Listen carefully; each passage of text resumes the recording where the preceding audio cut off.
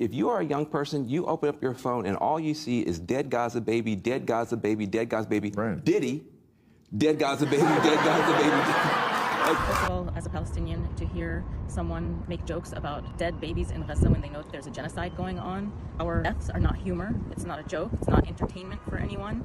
And just as a human being, whether you care about Gaza or not, you should not be making jokes about dead babies. It shows our lack of humanity. We have seen for years now how the media belittles the lives of Palestinians. Talking heads belittle the lives of Palestinians. People in Congress and the White House belittle the lives of Palestinians.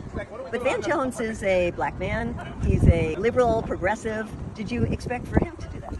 No, I did not. But I didn't also expect for a genocide to continue for 2 years, and it has been.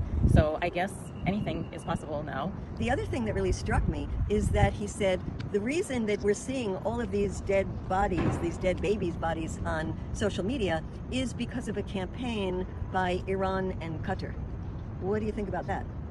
I think that these images and what's being shown, it's because of the fact that the journalists that are on the ground in Gaza have done such a damn good job of 2 years risking their lives to show what is actually happening. We are seeing the truth.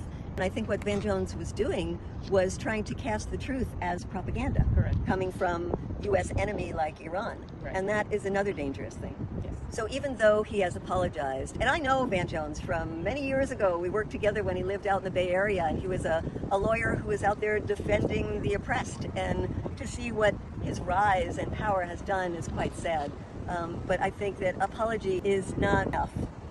The mother who is crying over her child, the father who is out starving and his kids are starving and he's looking for aid and he has to travel so far and get a risk of getting killed while he's doing it, these people are not accepting his apology. In this peace plan and in past peace plans, there's like a certain number of Israelis that get released or Israeli dead bodies that gets released, and then a much larger number of Palestinians.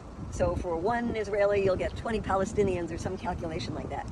When you see that one life, Israeli life, is more important, they're willing to give up so many hundreds of Palestinians just for that one Israeli life, then yes, they are dehumanizing us once again.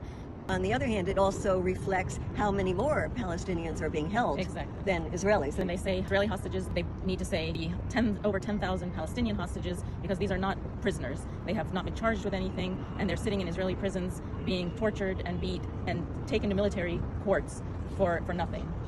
So anyway, I think what we want to say is for anybody who's in the media, anybody who's a talking head on television, we want you to reflect the truth, which is that every single life is precious.